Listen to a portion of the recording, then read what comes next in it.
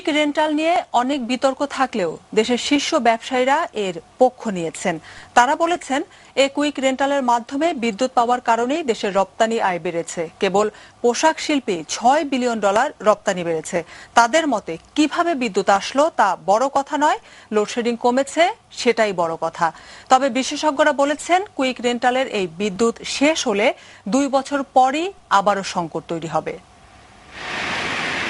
যত দোষ এসব কুইক রেন্টালের, হাজার কোটি টাকা ব্যয় হলেও যার মাধ্যমে খুব দ্রুত বিদ্যুৎ উৎপাদন করে মানুষের চাহিদা মেটানো যায়, নাকি দোষ তাদের যারা এর বিরোধিতা করছেন, তা নিয়েই আলোচনার সূত্রপাত।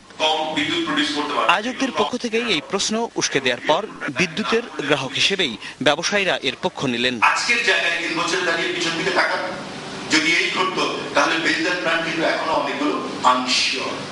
তাহলে আমরা আজকে 3200 বা 3600 বা 3700 দাঁড়িয়ে থেকে একটু কোনো ইলেকট্রিসিটি না থাকার একটা পরিবেশ ভালো ছিল না, আজকে বেশি দামে আমরা ইলেকট্রিসিটি নিচ্ছি সেটা ভালো।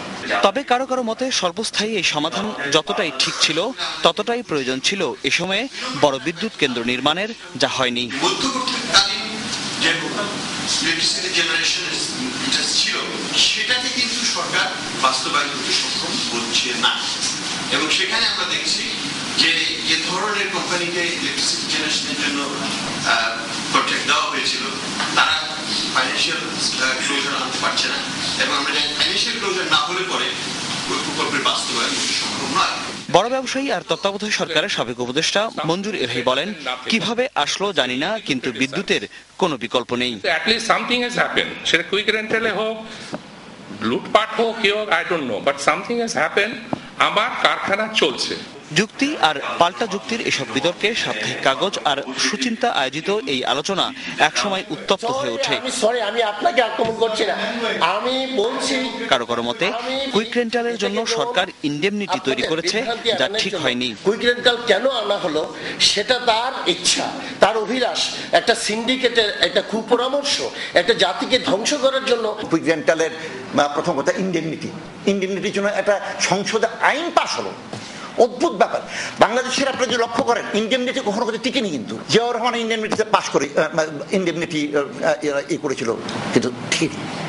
আমাদের খালেদা জিয়াও ইন্ডেমনিটি করেছিল ক্লিন হার্টের জন্য, ঠিকই।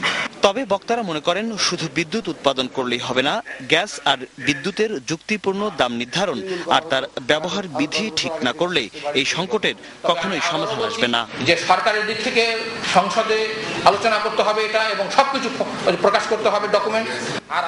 সম্রাট, এটিএন নিউজ, ঢাকা।